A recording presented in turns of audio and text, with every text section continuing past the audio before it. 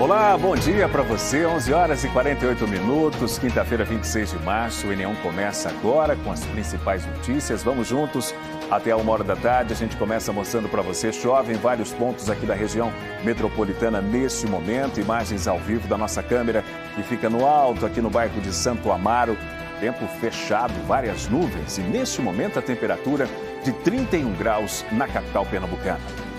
E entre as reportagens desta quinta-feira, vamos explicar as mudanças na forma em que o país encara a misoginia, o ódio a mulheres.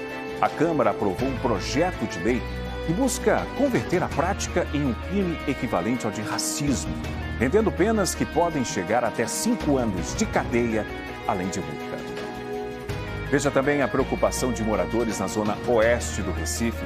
Famílias pedem ajuda para diminuir os alagamentos perto de um canal no bairro de Areias. Em 2 escolas estaduais na região metropolitana, os estudantes reclamam da estrutura precária. O calor está insuportável. Tem gente que passa mal. Vamos entender o que pode ser feito para resolver as queixas dos alunos. Tem assunto também de saúde, vamos falar sobre óleos amarelados que podem indicar problemas no sangue, fígado e pâncreas. Mande sua pergunta pelo QR Code do Canal Globo, por esse QR Code que está aqui na tela. Ao vivo, o médico vai responder as suas dúvidas.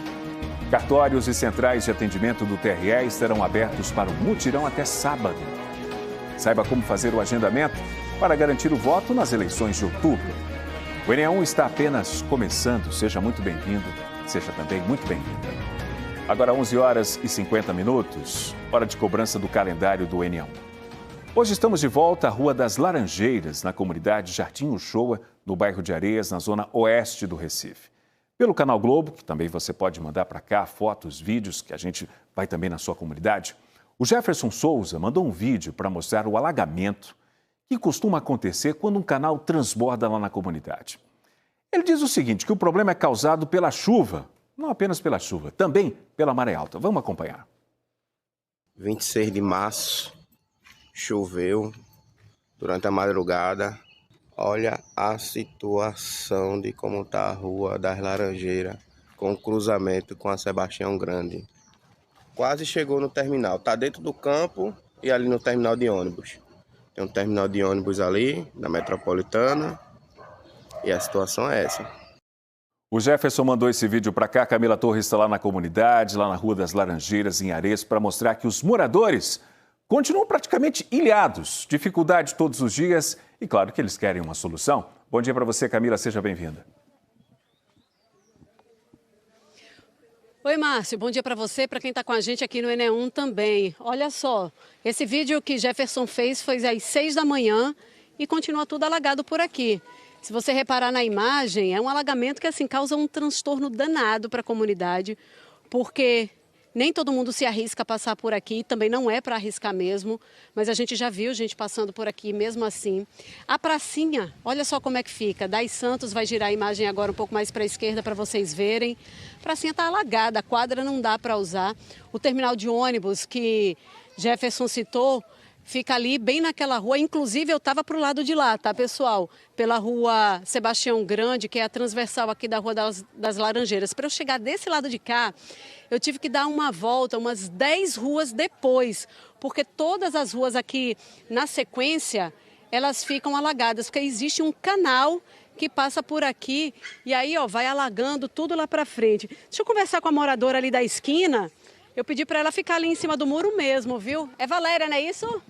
Ô, Valéria, se você precisar sair de casa, que você já me disse que você mora aí com seu pai ou com sua mãe mesmo?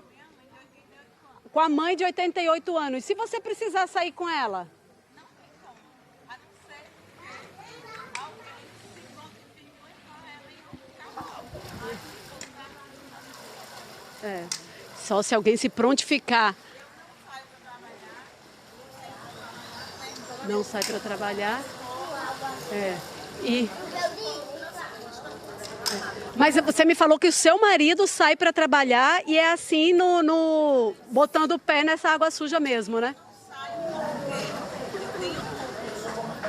Ela não sai porque ela tem uma doença que ela tem a imunidade fragilizada. Obrigada, viu, Valéria? Obrigada aqui por conversar com a gente à distância. Obrigada, tá? Ó, pessoal, vou pedir inclusive para o nosso diretor de TV soltar aí imagens que Dai Santos fez um pouquinho antes dessa nossa participação ao vivo, mostrando várias situações, tá? Gente colocando o pé na água suja mesmo, porque precisa atravessar por aqui. A gente viu o funcionário da prefeitura que faz a coleta de lixo no carrinho, e aí ele passa por aqui mesmo, porque precisa recolher o lixo aqui da região, e ele puxa o carrinho nessa água suja, com o pé na água suja também. Um senhor de bengala vindo para cá também, para poder chegar aqui nesse lado de cá da comunidade, com a bengala também. É assim, enquanto vocês vão dando uma olhada nessas imagens, eu vou conversar com alguns moradores, porque realmente está muito complicada essa situação de vocês, né? Como é que é teu nome? Janiele. Ô, Janiele, me fala dos transtornos no dia a dia aqui para vocês. Assim, eu não moro aqui mesmo, mas eu represento uma grande parte da comunidade através de uma comissão levantada para trabalhar e acompanhar os trabalhos do Promorar. Exclusivamente nisso aqui, em todo o show. E aí, então, assim, a gente vê as crianças que é assistida por a gente, deixa de ir para a escola, idosos ficam em situações que não tem como sair, para médicos, inclusive situações de crianças também assistidas por nós com leptospirose, muitas outras coisas devido às águas sujas, assim, né, insalubre, né, a situação deles. E aí, então, a gente reivindica esclarecimentos, conversas claras a respeito do que vai ser feito aqui. Porque desse jeito não dá para ficar, né? Vejam quantos moradores vieram aqui para falar com a gente.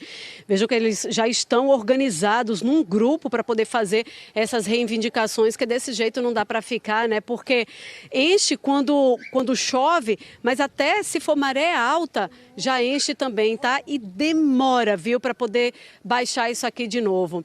Essa não é a primeira vez que a gente vem aqui, a gente já esteve aqui no ano passado. Bora ver como é que foi na época. A primeira vez que o calendário do NE1 esteve na Rua das Laranjeiras, no bairro de Areias, foi em 8 de setembro do ano passado. Na época, a população reclamava do alagamento causado por um canal que costuma transbordar. Todo dia, dia e noite aqui é assim. Sem chover, não precisa nem chover para estar cheio. Entendeu? Não precisa não, a gente todo dia grava, coloca a data, o dia, tudo direitinho, porque é a prova que a gente tem de mostrar para a sociedade o que a gente está passando todos os dias aqui. Não consigo sair de casa, nem pela frente nem por trás, porque fica a lagoa, porque a água vai até lá praticamente ali perto daquele prédio, fica cheio. Tenho que estar mandando falta direto para a gerente para não levar falta e meu filho não poder ir para a escola. Após as reclamações, a Prefeitura do Recife disse que o local passaria por uma obra de urbanização. O projeto englobaria áreas como saneamento, pavimentação e drenagem, além de um parque alagável para redução dos danos causados pela chuva. Também prometeu realizar uma dragagem no rio Tegipió. E ainda, segundo a Prefeitura, os trabalhos começariam no início deste ano.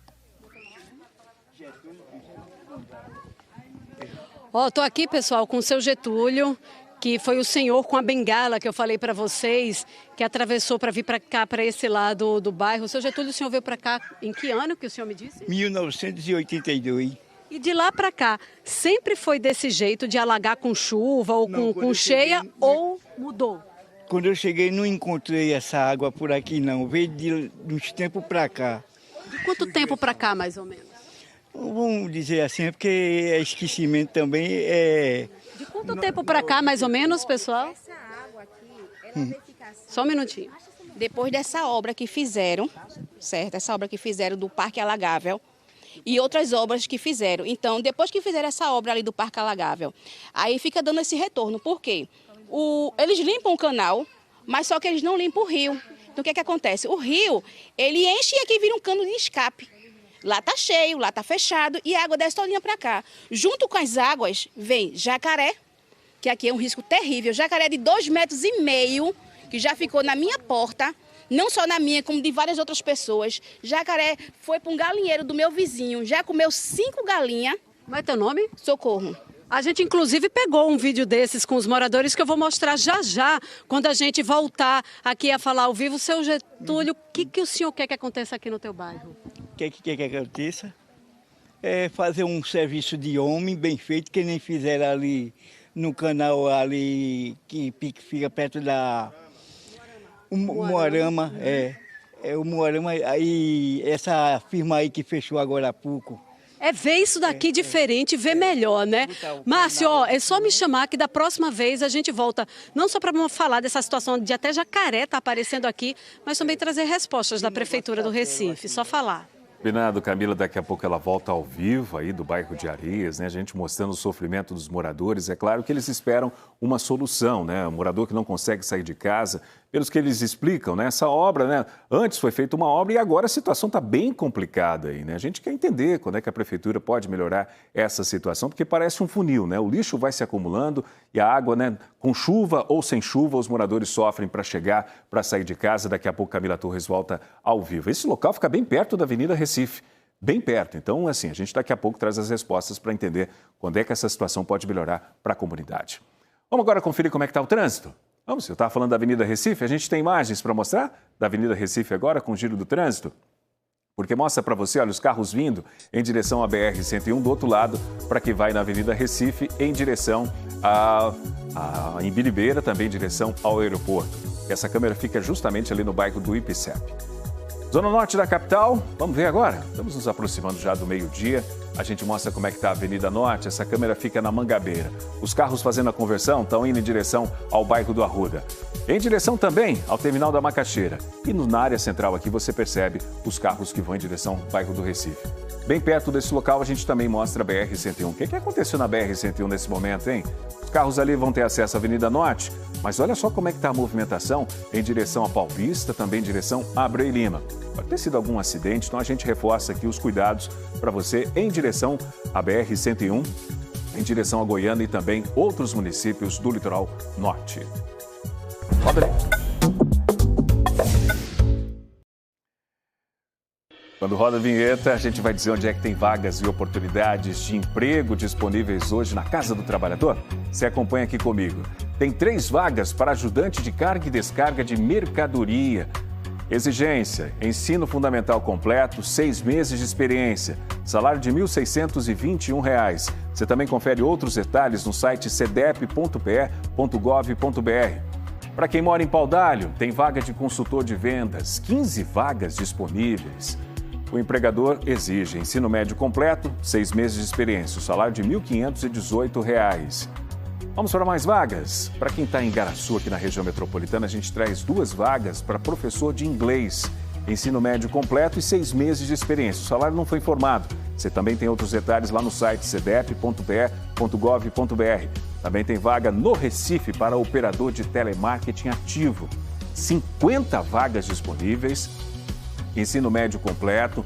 Você também precisa comprovar 6 meses de experiência e o salário é de R$ 1.621. O Enem está sempre trazendo essas vagas, essas oportunidades para você que está em busca aí de voltar para o mercado de trabalho ou então está aperfeiçoando o seu currículo. Outros detalhes e outras vagas você confere. Já disse outras vezes, mas vou reforçar aqui. cedep.pe.gov.br. E o Tribunal de Justiça de Pernambuco está com inscrições abertas para a 4ª semana de conciliação que vai acontecer agora em maio. O serviço é voltado para quem tem questões que possam ser resolvidas com um acordo, como divórcio, pensão alimentícia, conflitos de vizinhança, acidentes de trânsito, relações de consumo. A Natália Dielu vai trazer para a gente as outras informações e também explicar como é que você pode participar desse mutirão. As inscrições para a 4ª Semana Estadual de Conciliação vão até o dia 30 de março e podem ser feitas pelo site do Tribunal de Justiça de Pernambuco. A gente vai conversar agora com Tarciana Chalegre, diretora executiva do Núcleo de Conciliação do TJ. Doutora, explica para a gente qual o objetivo dessa semana. O objetivo da Semana Estadual da Conciliação é reunir o maior número possível de conflitos para tentar solucionar através do acordo, através do diálogo, da conversa, por meio de conciliadores, que são profissionais habilitados com técnicas e orientações para poder gerenciar aquela situação e fazer com que as partes elas restabeleçam, elas voltem a se comunicar, a dialogar de uma maneira mais tranquila. E mais rápida, né, doutora? Com certeza, um dos maiores benefícios da conciliação é esse. É muito mais rápido, a solução ela é amigável e aí as duas partes construindo é mais difícil, né, que tenha futuramente um problema ou que não cumpram aquilo que construíram juntos. Quais conflitos, né, são mais comuns? A gente pode falar de questões relacionadas à guarda, pensão alimentícia, divórcio. Isso, muitas questões relacionadas à família, divórcio, regulamentação de visita, guarda, partilha de bens. Também as questões de dívidas, dívidas com banco, com escola, universidade, questões de plano de saúde, também conflitos de vizinhança. Então, diversos conflitos que caibam, né, que sejam possíveis a gente conversar, negociar e ali conseguir um acordo. Esses conflitos precisam estar judicializados, num processo judicializados ou não? Existe ali aquele conflito, as pessoas já podem buscar essa ajuda, essa oportunidade da Semana Estadual de Conciliação? Isso. É possível haver um processo já em andamento e aí a pessoa pode procurar a unidade, né, que está com esse processo e aí solicitar que essa audiência seja realizada durante a Semana Estadual da Conciliação e também pode acontecer de não ter um processo, mas encontrou a oportunidade de vir e aí procura uma das nossas unidades, seja através do site, seja por telefone ou pessoalmente. Nós temos diversas unidades espalhadas em Pernambuco inteiro, Sejustes, que são os centros de conciliação, câmaras de conciliação, Casa de Justiça e Cidadania, Proendividados, que é um setor específico para o consumidor em situação de superendividamento. Então, temos várias portas para que a população nos procure e traga a sua questão. Como é essa inscrição, doutora, pelo site? Tem que anexar a documentação? Pelo site, o www.tjpe.jus.br, tem um canal lá embaixo, Conciliação, e vai dar direto nessa página, preenche alguns dados e encaminha para a gente analisar. Sendo viável, a equipe vai entrar em contato informando o dia e horário da conciliação, do momento, né, da audiência ou da sessão de conciliação, também por telefone ou pessoalmente. Aí vocês vão fazer essas conciliações num período, né? Isso, no período de 11 a 15 de maio. Em relação à questão de documentação, são os documentos relativos ao conflito, por exemplo, em todos eles. Documento de identificação pessoal, certo? Mas, por exemplo, se for uma questão de família, certidão de casamento, a questão de bens, caso tenham, certidão de nascimento dos filhos. Então, os documentos que estejam envolvidos ali naquela situação. O telefone, qual é o telefone? 3181-0461. É para tirar dúvida, se a pessoa tiver alguma dúvida na inscrição pelo site? Isso, tirar dúvida e também no site nós temos um canal que é o Fale Conosco. É só também colocar a sua dúvida por lá e a gente devolve, né, a informação. Muito obrigada, viu, doutora Tarciana? Então, inscrições até o dia 30 de março. Voltamos ao estúdio. É um serviço importante, a gente reforça o site tjpe.jus.br. E entre os conflitos, né, também existem algumas situações de reconhecimento de paternidade. Por isso, preste muita atenção nesse serviço que a gente vai trazer agora, porque a Defensoria Pública de Pernambuco está oferecendo exame de DNA gratuito para quem não consegue pagar o procedimento. O objetivo é garantir que a criança tenha direitos civis, jurídicos e sociais. Quem traz para a gente os detalhes é o repórter Bruno Fontes. Bruno, boa tarde para você. Estava dizendo, né, a gente falando da Semana de Conciliação, e é uma das formas também de conseguir o reconhecimento de paternidade, o exame de DNA, e a Defensoria oferece esse serviço de graça. Seja bem-vindo. Márcio, muito obrigado. Boa tarde para você, boa tarde para todo mundo. Sem dúvida, esse posicionamento que você trouxe agora é uma forma, vamos dizer assim, rápida para resolver, né? Seria muito bom que os pais, as mães tivessem esse consenso, claro, para o filho e para a filha, eles não serem prejudicados.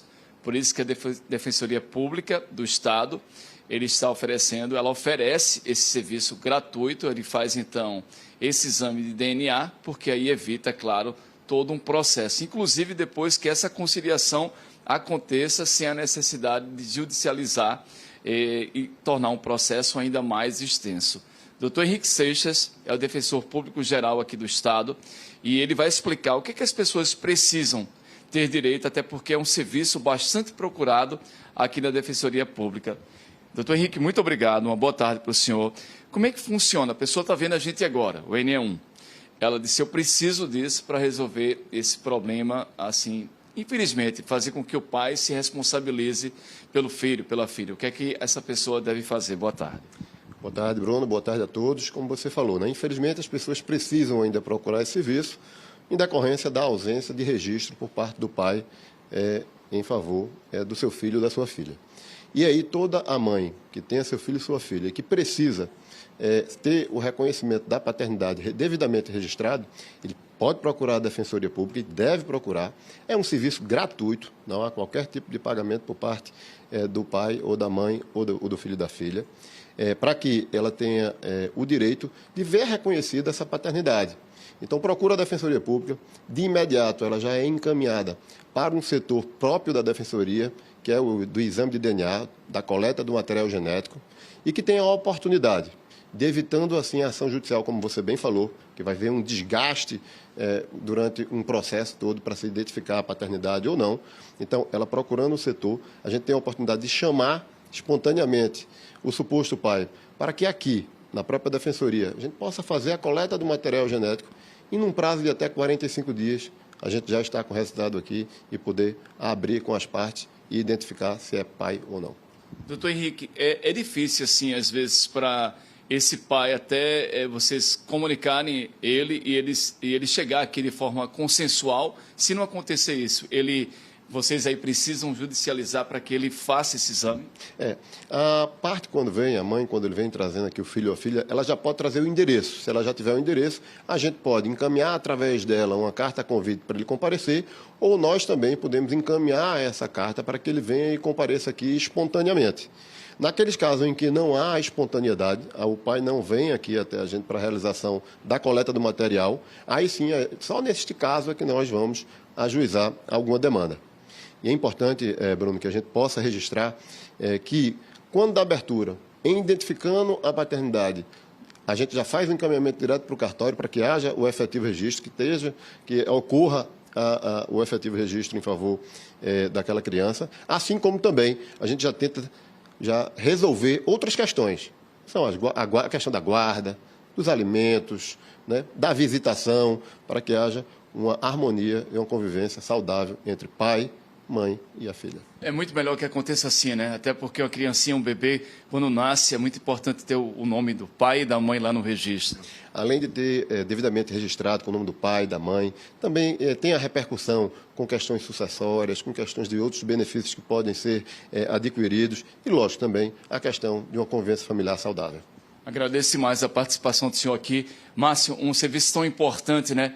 Seria muito bom, claro que existe porque tem essas pendências, mas que esses pais, quando fossem notificados, viessem aqui de forma espontânea até para eles fazer esse exame e aí sabem realmente se o filho é dele e que eles assumam, então, todas essas responsabilidades. Só para lembrar, a Defensoria Pública do Estado fica aqui na Avenida Manuel Borba, aqui no bairro da Boa Vista. É aquele antigo prédio da Defensoria Pública da União. As pessoas, às vezes, estranham, acham que é da União. Não, esse prédio funciona tanto para a Defensoria Pública da União, como também da Defensoria Pública do Estado. Eu volto com você. Obrigado, Bruno, pelas informações. Um serviço importante que significa respeito. Respeito com quem nasce. Obrigado, meu querido. O NE1 vai falar agora de saúde. Quando a parte branca dos olhos fica amarela, pode ser um dos primeiros sinais de que algo não vai bem com a saúde. Pode indicar alterações em órgãos como fígado, vesícula ou então no sangue. A gente vai conversar com a aluna Máquima sobre esse assunto porque os médicos alertam que esse sintoma, conhecido como icterícia, nunca deve ser ignorado e a aluna vai explicar por quê. Boa tarde, Luna. Oi, Márcio. Boa tarde para você e a todos. A icterícia pode aparecer tanto na pele quanto nessa região branca dos olhos, né? E aí na pele às vezes a gente não nota, mas quando é no olho é muito visível. Aqui comigo o médico hepatologista Vitor Madeiro, que é especialista em doenças do fígado. Por que motivo? Para deixar todo mundo entendido, assim, já no assunto de partida, por que o branco dos olhos fica amarelo? O que está errado no corpo que pode causar isso? Boa tarde. Boa tarde, Luna. Boa tarde, Márcio, e a todos que nos assistem. Esse branco do olho ficar amarelado é causado por uma condição chamada icterícia, que é provocada por um aumento de um pigmento chamado bilirrubina na pele e nos tecidos, nas mucosas. No branco do olho, por óbvio, vai ser mais evidente você perceber essa diferença. Então isso é um problema que tem que ser encarado como anormal, como patológico, ou seja, algum problema está acontecendo no sangue, no fígado, nos canalículos biliares para provocar essa alteração clínica. E quais são as doenças associadas a esse sintoma? Então, algumas doenças hematológicas, problemas na hemoglobina, como anemia falciforme, talassemia e outros problemas que façam as hemácias morrerem mais cedo, né, o que a gente chama de hemólise, ou uma doença no fígado provocando mau funcionamento desse órgão, como uma hepatite aguda ou mesmo uma pessoa que tem uma doença crônica, como a cirrose, e que está começando a descompensar por algum motivo. E em terceiro grande grupo, digamos assim, de causa de olhos amarelados seriam problemas de obstrução biliar. Os canalículos biliares são uma espécie de tubos, de pequenos tubos que levam a bile do fígado, onde é produzida, até o intestino para ajudar na digestão de proteínas e principalmente de gorduras. Então, quando você tem alguma obstrução nisso, a mais frequente vai ser uma pedra saindo da vesícula e impactando no colédoco, você pode ter a icterícia, às vezes, de forma súbita, ou às vezes você pode ter de forma mais lenta, associada a outros sintomas, podendo indicar até mesmo tumores nesse trajeto biliar, né? Tumores no pâncreas, em via biliar, no fígado, na vesícula. Como é um sintoma que envolve doenças de diversas especialidades médicas, se eu estou assistindo essa entrevista, estou notando meu olho amarelado, aonde é que eu vou, assim? Quem é que eu procuro primeiro? A priori, a primeira porta é o médico mais acessível para a pessoa. Então, se é uma queixa que não está trazendo uma dor urgente para ir na urgência, pode procurar seu médico do posto de saúde, tá? Se é algo que está trazendo outros sintomas que motivem uma intervenção mais rápida, tem que ir no pronto atendimento. Essa avaliação inicial, a anamnese, como a gente chama, é que vai guiar que exame vai precisar fazer, que eventuais especialistas vai precisar consultar em seguida. A Edjane Barros, ela mandou uma pergunta dizendo que o pai dela tem 80 anos e tem glaucoma. E dia desse estava com o olho vermelho. Só que agora ele está com um tom levemente amarelado. Pode ser algum problema no fígado? Então, o olho amarelado, sempre que você tiver com essa impressão, é de bom tom ser avaliado por um médico, para poder confirmar essa impressão da pessoa e, eventualmente, fazer exames para confirmar essa condição. No caso do pai da Edjane, em específico, como foi operado, tem glaucoma, eu acredito que deva ser mais algo nesse contexto oftalmológico. E só para experimentar, segundinhos finais, a Ana Maria disse que quer saber, né, se tomar muito refrigerante pode causar problema no fígado. Enfim, tomar refrigerante não vai deixar o olho de ninguém amarelado, né, no curto prazo. Mas aí a gente lembrar que entre as causas de cirrose, por exemplo, uma das causas mais importantes hoje em dia é a gordura no fígado inflamando o fígado. Então, se você ficar obeso, diabético, você vai aumentar seu risco de o fígado progredir mal. Ok. Muito obrigada pelas informações. Com você, Márcio, no estúdio. Obrigado, Luna. E agora vamos fazer uma conexão com o Jornal Hoje, Recife, São Paulo. Kovalik chegando aqui no NE1 para trazer alguns destaques da edição de logo mais. Kovalik, meu amigo, boa tarde para você. Fala, meu amigo. Olha, é um grande prazer estar aqui e falar com o dono da voz mais bonita da TV brasileira. Imagine, Kovalik. Obrigado. Imagine, obrigado. Sou seu fã. Um grande abraço a todo o pessoal aí de Pernambuco. Já apurei que vai ter uma chuvinha por aí. Fui lá, fiz questão de apurar. A gente vai mostrar no JH, hein? Vai ter uma chuvinha por aí uns 4 dias, mas a gente espera que não cause nenhum transtorno, tá? Ó, a gente tá vendo aí a imagem, tá vendo? Tá bem nublado, aquela imagem linda que vocês mostram pro Brasil inteiro todos os dias, está bem nublado e o pessoal aqui já adiantou que a chuvinha vai durar e a gente vai chamar a atenção para isso, previsão do tempo aí na região, tá? Então, a gente vai mostrar também um tipo de acidente que está muito frequente nas estradas brasileiras e aconteceu de novo, interrompendo o trânsito em 2 das principais rodovias do país. Uma carreta bateu num viaduto na Dutra, lá no Rio de Janeiro, em Nova Iguaçu, e deixou a estrutura danificada. O viaduto está fechado desde ontem à noite e o trânsito na rodovia está travado. E uma carreta carregada de frutas caiu numa ribanceira e interditou parcialmente a rodovia Fernão Dias, na região metropolitana de Belo Horizonte. O motorista perdeu o controle da direção e invadiu a pista no sentido contrário. A Polícia Federal investiga a suspeita de furto de vírus na Unicamp, a Universidade de Campinas. O G1 apurou que amostras dos vírus H1N1 e H3N2, causadores da gripe tipo A, foram levados sem permissão de uma faculdade para outra. Uma pesquisadora chegou a ser presa, mas foi liberada depois da audiência de custódia.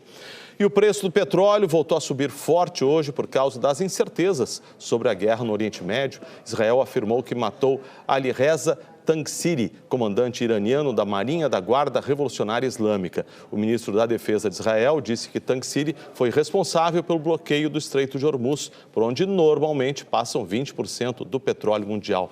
A gente está acompanhando esse assunto do petróleo de perto por causa das repercussões para o bolso de todos nós, né? Aumento de preço do petróleo, inflação, risco de inflação mais alta, enfim, todo mundo de olho, além, claro, de toda a questão humanitária, de uma guerra que nunca a gente deseja, tem essa repercussão que bate no bolso da gente. Então, olho especial nisso. Espero você no Jornal Hoje, Márcio. Obrigado, Kovalik. Obrigado pela sua generosidade, pela participação também aqui no NE1 e até daqui a pouquinho no Jornal Hoje. Daqui a pouquinho a gente vai acompanhar. Obrigado, um abraço, meu amigo. Até mais. E a seguir, a gente vai saber o que deve ser feito pelo poder público sobre um canal que transborda a qualquer dia, qualquer momento, quando chove, principalmente no bairro de Areias, na zona oeste do Recife. Até jacaré já apareceu por lá. Olha só a situação com a chuva de hoje. A gente vai trazer toda essa situação. Imagine então como é que deve ser isso no inverno, hein? Também tem queixas de estudantes, a gente vai falar da situação de 2 escolas estaduais aqui na região metropolitana. Os alunos reclamam do calor insuportável. Alguns até já passaram mal. O NE1 volta em instantes, agora 12:20. Últimos capítulos de Rainha da Sucata. Eu odiava aquela mulher, mas eu não queria isso pra ela. E vale a pena ver de novo.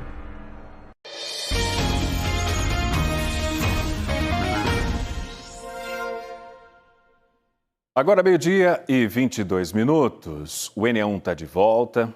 Um assunto que a gente vai falar agora é o nosso calendário, que está cobrando uma solução para o alagamento causado por um canal na Rua das Laranjeiras, na comunidade Jardim Uchoa, no bairro de Areias, na zona oeste do Recife. Quem continua por lá é Camila Torres.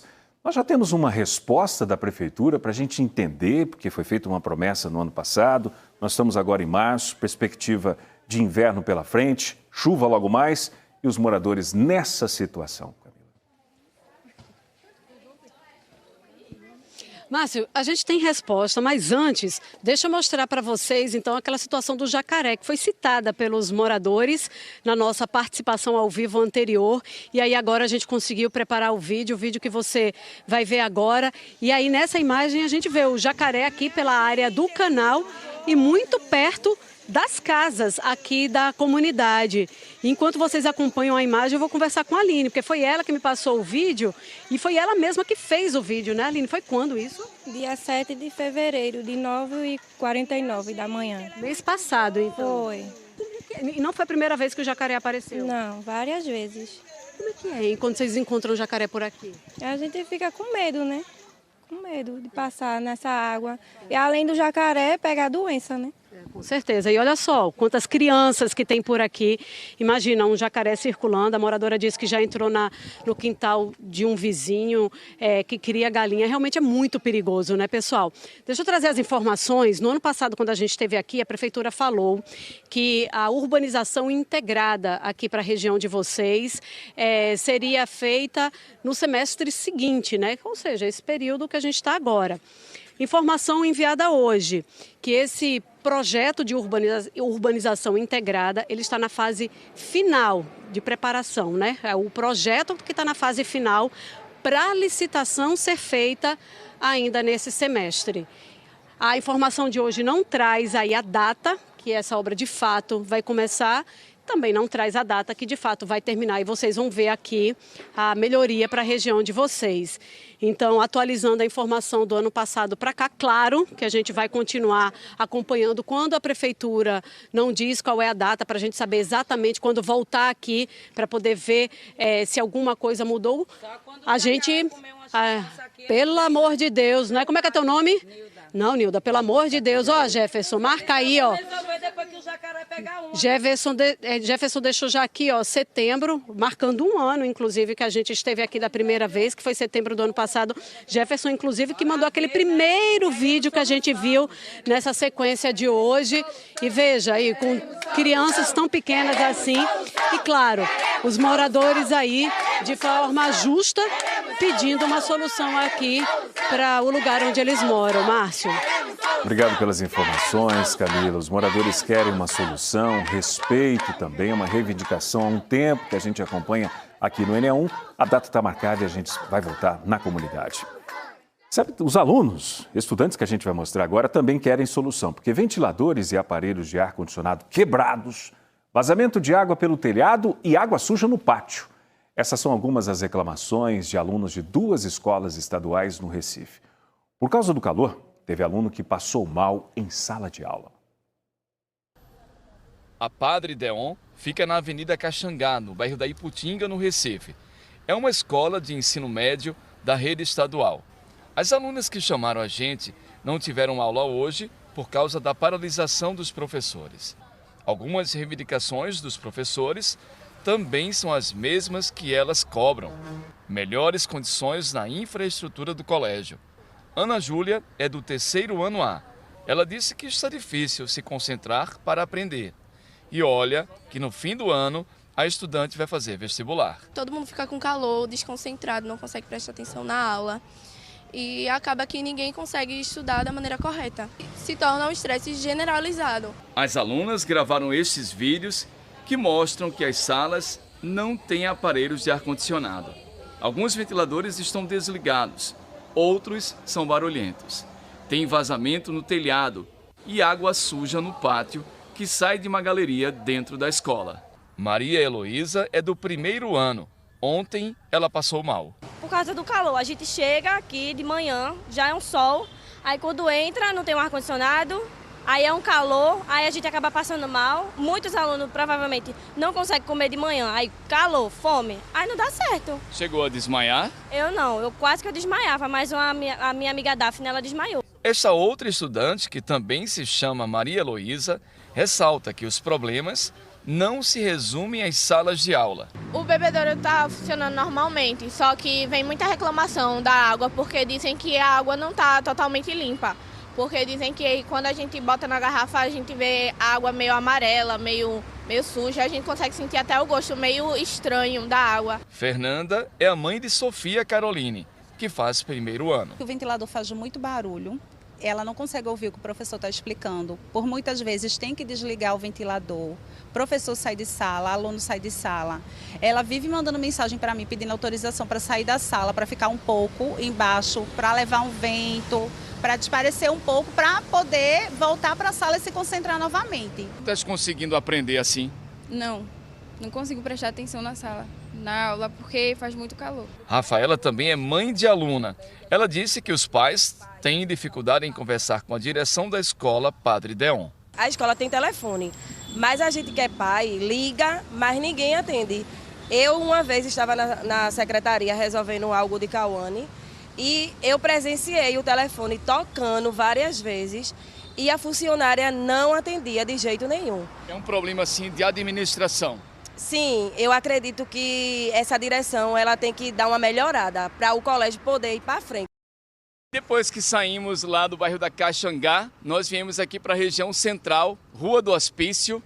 Eu estou aqui no EREM Luiz Delgado, uma escola também do ensino médio. Esses estudantes também chamaram o NE1. Estão aqui, ó, todos são 3º ano e você 2º ano. Grace, qual o problema aqui? Vocês não estão tendo aulas hoje. O que vocês gostariam de falar sobre essa estrutura? Um dos maiores problemas que a gente tem hoje em dia é a infraestrutura, que é péssima. Uma das salas em específico está com uma infiltração muito grande. Quando chove, tem que abrir as mesas, as cadeiras, para não molhar os estudantes. No auditório também está tendo infiltração. problemas no teto. E mesmo assim continua dando aula, continua acontecendo as coisas. A gente estuda com risco de placas caírem em cima da gente no auditório e mesmo assim continua sendo usado. Você? Nós também acreditamos que a falta de ar-condicionados em salas de aula torna o ambiente muito insalubre. A gente tem pouca falta de concentração e também até mesmo os professores ficam ruins para eles conseguirem explicar as coisas para a gente. Qual a sua sala? Eu sou do terceiro E e é uma das últimas salas do corredor e lá bate o sol muito forte. Aí deixa a sala muito quente e é muito ruim de estudar. São as queixas dos estudantes. Nós procuramos a Secretaria de Educação do Estado com relação a esta última escola, Luiz Delgado, no bairro da Boa Vista. A Secretaria disse que todos os aparelhos de ar-condicionados já estão instalados e que, no momento, está pendente o fechamento em acrílico. Após a conclusão desse serviço, é que será possível solicitar a ligação da subestação por parte da Neoenergia. Quanto à escola Padre Deon, no bairro da Iputinga, a Secretaria de Educação informou que há um processo de licitação em andamento para a adequação da rede elétrica, a fim de garantir a capacidade adequada para o funcionamento dos equipamentos que já se encontram na unidade escolar. 2 deputadas federais denunciaram racismo e transfobia após terem suas fotos incluídas pela Polícia Civil de Pernambuco no livro de reconhecimento de suspeitos de roubo. As deputadas federais Érica Hilton, do PSOL de São Paulo, e Duda Salabert, do PDT de Minas Gerais, cobraram explicações após terem as fotos incluídas nesse álbum. O G1 Pernambuco tem os detalhes dessa notícia. Basta você apontar a câmera do seu celular para esse QR Code que está aqui na tela. Você vai direto para a reportagem lá do G1. As imagens das deputadas, que são mulheres trans, aparecem num conjunto de 6 fotos, mostrado em abril do ano passado a uma vítima de roubo de celular aqui no Recife. Nas redes sociais, as parlamentares classificaram o caso como grave e afirmaram que tomaram medidas judiciais. As 2 parlamentares consideram que houve racismo e transfobia por parte da Polícia Civil e questionaram o porquê de fotos de deputados cis e brancos não aparecerem em outros livros de reconhecimento de suspeitos. Érica Hilton e Duda Salabert conversaram com a governadora Raquel Lira. A governadora se pronunciou nas redes sociais e disse que determinou uma apuração rigorosa do caso pela Secretaria de Defesa Social. A Polícia Civil informou que está investigando e que repudia qualquer prática de discriminação. Disse também que segue protocolos para garantir uma atuação ética. O Senado Federal aprovou na última terça-feira o projeto que torna a misoginia crime equivalente ao de racismo. Agora o projeto vai para a Câmara dos Deputados. Se for aprovado, a misoginia vira crime, se torna inafiançável e não prescreve. Mas você sabe o que é misoginia? A reportagem de Natália Dielu e Fátima Teles explica o que é e como identificar esse tipo de comportamento. Começa com um comentário, às vezes disfarçado de piada ou de opinião. Ei, menino, o feminicídio ele não nasce no momento do crime. Ele nasce no discurso, na piada, na humilhação, em todas as pequenas violências que a sociedade normaliza. Mas na prática são ataques, julgamentos e tentativas de diminuir mulheres, principalmente quando elas se expõem ou se posicionam. Nas redes sociais, esse tipo de postura violenta se espalha e muitas vezes passa despercebida. Mas ela tem nome, chama-se misoginia. A misoginia é o ódio, o desprezo, a discriminação contra mulheres. Ela se manifesta em vários tipos de violência, de falas e atitudes no dia a dia até agressões ainda mais graves. E muitas vezes, por estar tão presente na rotina, acaba sendo naturalizada. Cami Mouri é socióloga, cabeleireira e criadora de conteúdo na internet. Ela usa as redes sociais para falar de identidade, cultura e do bairrismo pernambucano. É o manto sagrado do nosso povo, que é erguido com orgulho até hoje por toda a população pernambucana. Hoje tem mais de 230 mil seguidores, mas junto com a visibilidade também vieram os ataques. Eu, como mulher, utilizo muito esse espaço para ressaltar invenções, histórias, participações femininas, né, importantes para a nossa história e para a história do Brasil como um todo também. E quando você faz esse tipo de conteúdo, com que você se depara? Muito comentário misógino e machista. Comentários de pessoas dizendo que nunca viram mulher inventar nada. Comentário de pessoas dizendo que uma mulher de mais de 30 anos que é solteira tem algum problema. Homens que estão sempre falando pejorativamente da figura feminina, de modo geral. Só depender da mulher. Neste vídeo, ela resolveu responder a um dos absurdos que escreveram para ela. Alzira Maria Paiva de Almeida, pernambucana, nutricionista e microbiologista, referência no estudo de peste bubônica no Brasil. Causa uma indignação, né? Porque, assim, a gente sabe como o papel da mulher é importante na sociedade. Segundo, causa medo, porque por causa desses comentários, né, por causa desse tipo de pensamento, a gente está vendo mulheres morrendo todo santo dia. O que resta para a gente nós mulheres que temos alguma voz na sociedade, é poder levantar essa voz. Se a gente se calar, isso só tende a aumentar, né? Então, assim, é importante que haja, assim, da nossa parte e da minha parte, que continua existindo, um movimento de resistência, assim, e de combate a esse tipo de comportamento misógino. O que muita gente trata como só um comentário pode ter consequências reais. A misoginia online afeta a autoestima, a saúde mental e até a vida profissional de quem é alvo. E não é só uma questão de opinião. Principalmente, entender-se enquanto vítima, buscar as instituições, né, que visam essa proteção, buscar a polícia, denunciar, ter provas robustas para apresentar e trazer essa tipificação, né, para poder proteger essas mulheres. Denunciar e falar sobre o assunto são formas de enfrentar uma violência que, mesmo virtual, tem impactos muito reais. As mulheres vêm se organizando enquanto sociedade. Os conteúdos de internet, né, contra as mulheres, mas também feito por mulheres para mulheres e também para homens, porque a educação de meninos e homens é uma realidade, é o que vai transformar, vai ser a grande virada de chave, né? Conversar em casa, trazer esse papo para dentro das escolas, falar sobre misoginia e sobre esse discurso de violência e a não valorização das mulheres, né? O não respeito com as crianças, com os adolescentes, vai ser a grande cura. Nós estamos avançando realmente enquanto lei, né? Enquanto proteção para que isso de fato um dia chegue ao fim. Você viu na reportagem que muita gente, infelizmente, usa a internet para postar e compartilhar o que quer, achando que está livre de qualquer punição, mas não é bem assim. O repórter Bruno Fontes vai trazer agora orientações. O que a legislação fala sobre o comportamento das pessoas nas redes sociais, Bruno?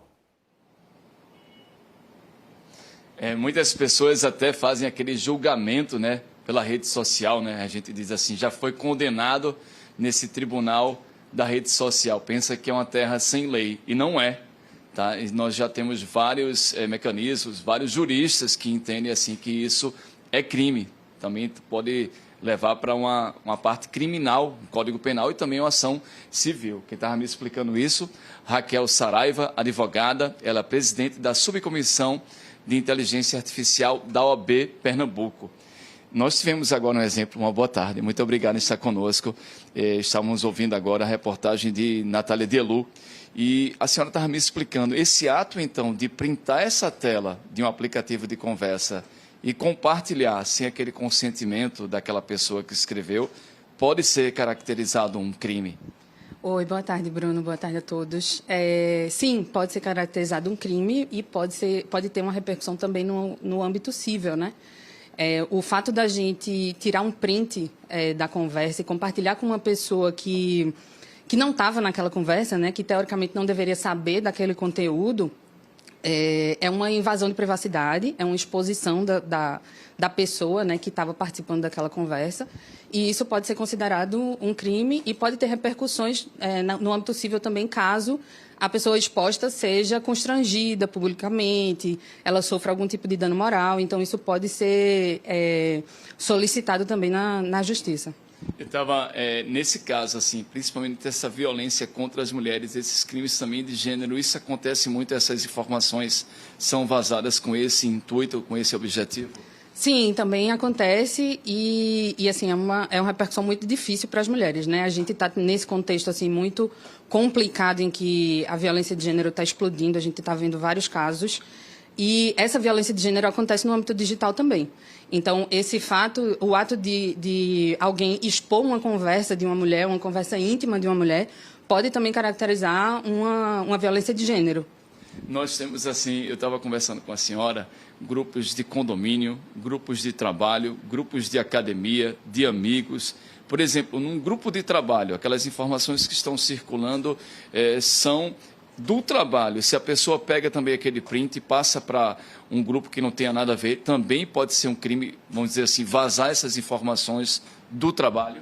Sim, pode, porque a gente, essa coisa do grupo, né, por ter muita gente, a gente tem uma expectativa de que a conversa é pública, mas na verdade ela não é. Existe uma expectativa das pessoas que estão compondo aquele grupo de que aquelas conversas vão ficar ali no âmbito daquele grupo. Então, se a gente está falando de um grupo de trabalho, principalmente quando circulam informações confidenciais, essas informações têm que ser tratadas com muita seriedade e com muito cuidado, né? Porque se isso cai na mão de uma empresa concorrente, isso pode gerar uma repercussão muito difícil para a empresa. E aquelas pessoas que vazaram a informação, elas podem ser responsabilizadas, tanto civilmente quanto criminalmente e também administrativamente, se a empresa prever algum tipo de sindicância interna, ouvidoria, esse tipo de coisa assim. Compliance, né? Exatamente. Então, isso pode ter várias repercussões difíceis para as pessoas que vazarem essas informações. Agradeço demais, assim, a senhora, então, falar que internet, viu, Márcio, não é terra sem lei. E também, só para a gente finalizar, ela estava me explicando, porque a gente já tem aquelas ferramentas que impedem isso, mas as pessoas inventam, por exemplo, aquela foto de visualização única. Aí pega o celular e bate a foto porque quer compartilhar. Ou então aquele áudio, né, que a pessoa manda. Tem gente que grava. Isso também é crime, tá, gente? Isso é muito perigoso fazer isso. Só pode compartilhar com o consentimento da pessoa que estava passando aquela informação. Agradeço mais uma vez a senhora e eu volto com você. Obrigado pelas informações, Bruno, para a gente ter aquela ideia, né, daquilo que é público, daquilo que é privado, passando sempre pelo respeito, né? Uma conversa entre duas pessoas, de repente não se tornar essa conversa pública. Obrigado, Bruno. No dia 4 de outubro acontece o primeiro turno das eleições deste ano. Eleitores vão poder votar para presidente, governadores, senadores, deputados federais e deputados estaduais. Os pernambucanos que tiverem alguma pendência com o título de eleitor podem se regularizar com o Tribunal Regional Eleitoral até o dia 6 de maio. Para ajudar, o TRE está fazendo mutirões de atendimento até o próximo sábado. Luana resolveu não deixar para a última hora. Saiu de 2 Unidos e veio até a sede do Tribunal Regional Eleitoral, no Forte das 5 Pontas, para fazer a biometria. Em poucos minutos, já saiu com a situação regularizada. Estava em São Paulo, aí estava o tempo da pandemia, não estava fazendo a coletagem da biometria. Aí eu voltei agora há pouco e vim já resolver isso. Está chegando a eleição, temos que atualizar nosso documento, né? O procedimento é simples e rápido. Na cabine de atendimento costuma levar 10 minutos. Tem um pessoal de triagem ali na frente que já dá uma olhadinha primeiro na documentação. Quando a pessoa senta, é muito tranquilo. Às vezes vem até um pouquinho nervoso, que vai ter que assinar numa máquina. Não, gente, é um procedimento muito simples. A gente, além de conferir todos os dados biográficos da pessoa que estão no documento, ajeitar alguma letrinha errada, faz um cadastrozinho de uma assinatura num coletor de assinatura, o cadastro das digitais e uma fotografia. É muito rápido. Normalmente, isso não dura mais do que 10 minutos aqui dentro, não. E quem ainda precisa resolver pendências tem uma nova oportunidade. O TRE de Pernambuco faz até sábado o 5º mutirão de atendimento. Os serviços funcionam das 8 da manhã às 4 da tarde, com agendamento prévio pelo site do TRE. E tem uma facilidade: o eleitor pode ser atendido em qualquer unidade do estado, mesmo fora da cidade onde vota. O prazo para se regularizar junto à Justiça Eleitoral termina no dia 6 de maio. Depois disso, o cadastramento é fechado para a organização das eleições. A orientação é garantir o atendimento o quanto antes. No mutirão, dá para resolver várias situações, além da biometria. Tirar o título pela primeira vez, fazer uma transferência de local de votação ou de cidade, ou a revisão dos seus dados biográficos. Em todos esses atendimentos, nós estamos fazendo a coleta biométrica, principalmente para aqueles que têm o título e não possuem a biometria. É necessário entrar no www.tre-pe.jus.br e agendar, para que você não fique horas a fio numa fila. É necessário você marcar dia, hora e local, e assim você não perde tempo, e nem nós também, nós vamos saber. E os postos já começam o dia sabendo o atendimento. Este de Recife é o maior que nós temos no estado. E para não perder a viagem, é importante levar a documentação correta. Quem vai tirar a título pela primeira vez é preciso comprovante de identificação própria, com foto original, e precisa de um comprovante de residência. Homens acima de 19 anos, o alistamento militar. Para apenas fazer a biometria, apenas para atualizar, basta um documento oficial com foto que você será atendido. Para quem ainda não tem o título, o mutirão também é uma porta de entrada. Júlia tem 17 anos, veio tirar o documento e garantir o direito de participar das eleições. Em outubro, ela vai exercer o direito à cidadania. Eu tenho que fazer agora porque em agosto eu vou fazer 18 anos, então eu tenho que votar, né? Realmente um poder muito importante, é bom saber, ter muita sabedoria em como decidir, né? A fazer as suas escolhas. Vamos agora para Paulista, porque um feirão com várias construtoras reúne imóveis de valores e tamanhos variados. Natália Dielu está por lá e vai explicar também as mudanças nas regras do financiamento. Natália, já dá para sair daí com o contrato assinado? Boa tarde para você.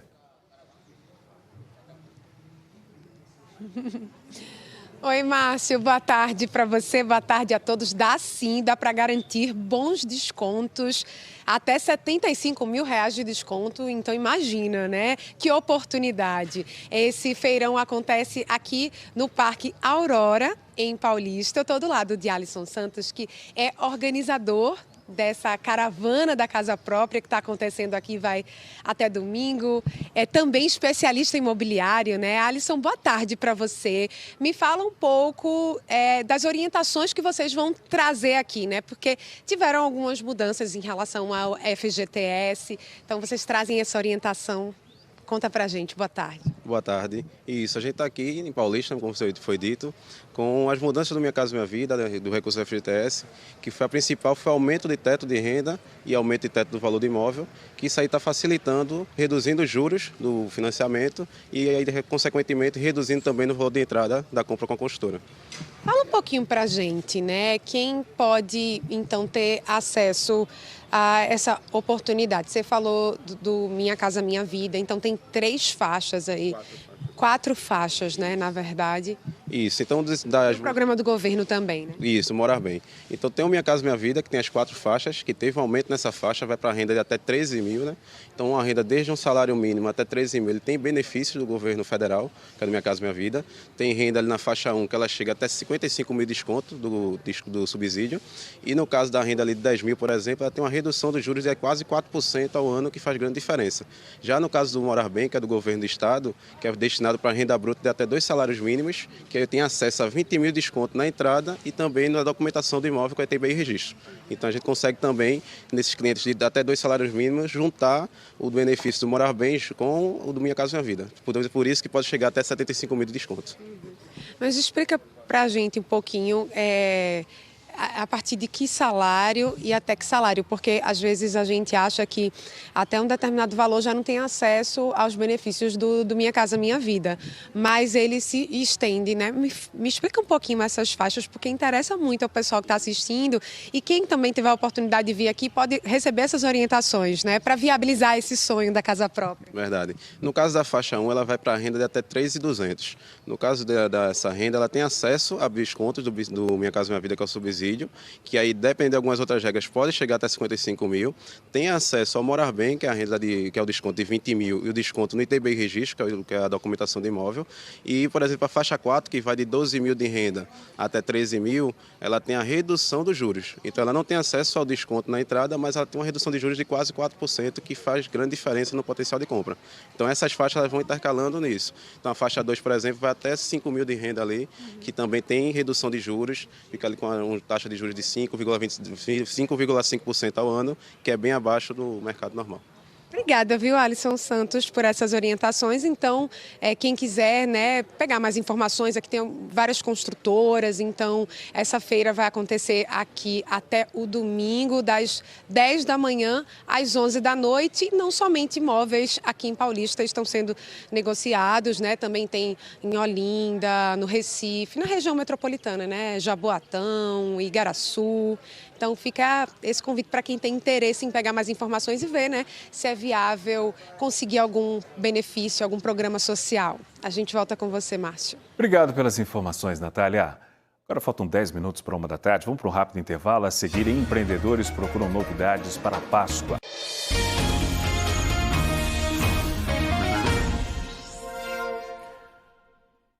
A Associação Brasileira dos Promotores de Eventos projeta que em 2026 sejam criados no país 143 mil novos empregos formais no setor. Em Pernambuco, quem já trabalha na área aproveita para se diferenciar no mercado. Eles deixam muita gente com água na boca, né não? Tem dos mais básicos aos mais decorados. Há 25 anos, a empreendedora Lígia trabalha fazendo bolos. Tem uma empresa no bairro de Piedade, em Jaboatão dos Guararapes. Começou recebendo pequenas encomendas de amigos quando ainda trabalhava como professora. Uma passou para outra, sem nenhuma divulgação, só o boca a boca mesmo. E eu decidi vender. E daí tudo abriu as portas. E aí foi boca a boca, e cada vez mais eu me empolgando, me apaixonando. Aí esperei me aposentar. Daí foi assim que surgiu minha paixão por bolos e tortas. O amor pelas receitas virou profissão. Lígia aprendeu a fazer com a avó, com a bisavó e com a babá que cuidava dela. Hoje, por mês, recebe entre 120 e 150 encomendas de bolos e tortas. São para adultos e crianças. Os valores variam entre R$ 60 e R$ 140 reais. Depende do sabor e do tamanho.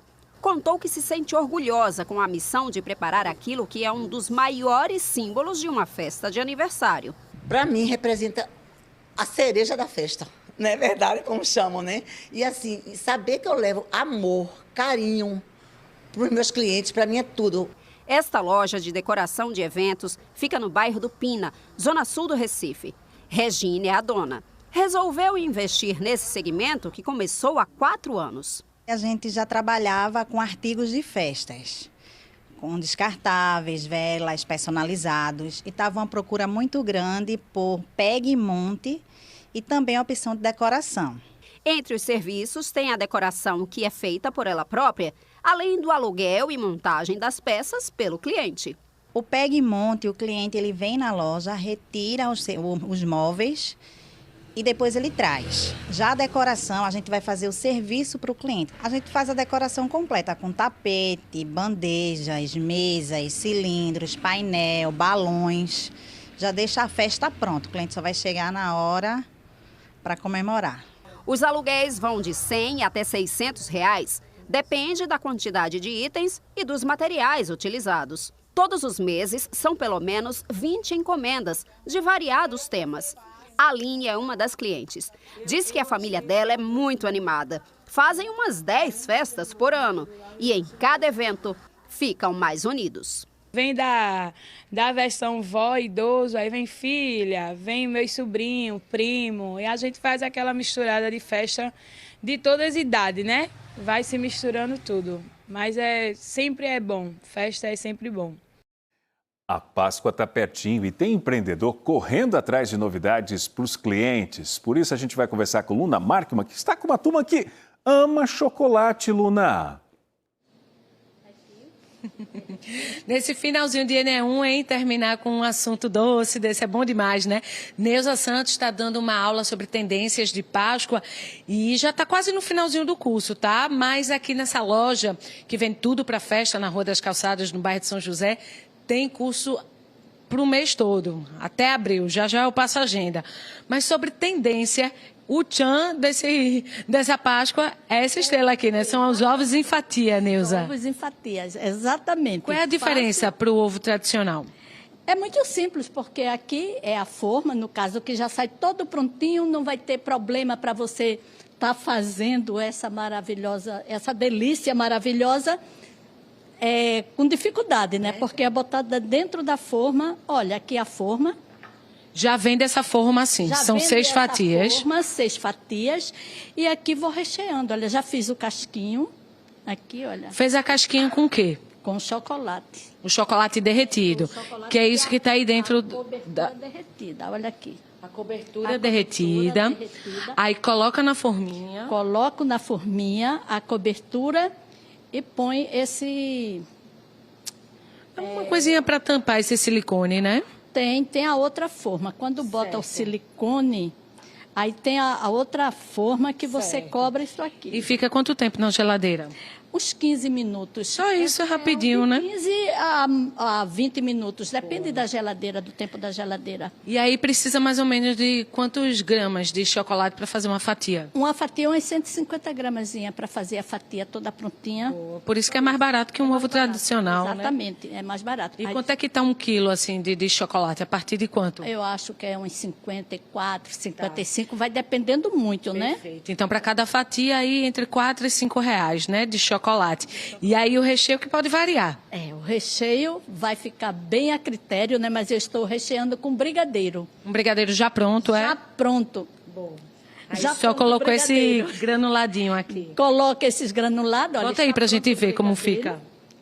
Olha, coloca um brigadeiro para rechear, né? Já vai pronto, não tem o risco de...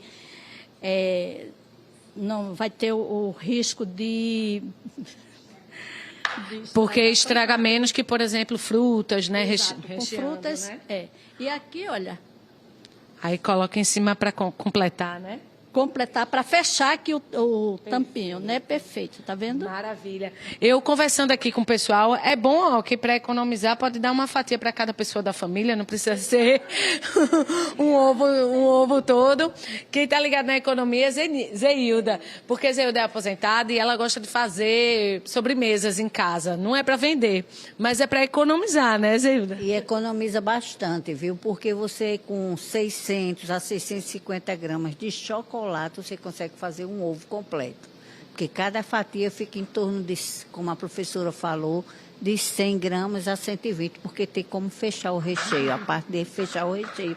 Então, depois que você monta, tá o ovo completo, você não gastou muito. Obrigada, Zeilda. Semana que vem, Márcia, anota aí na agenda, tem curso de ovo de Páscoa salgado e tem também de ovo de Páscoa trufado. A maioria dos cursos é de graça. Obrigada, viu? Obrigada. Neuza, volto com você. Obrigado também, Luna. E a gente está terminando o Enem1. Vamos mostrar agora imagens. Lá fora, olha só como é que está imagens da nossa antena.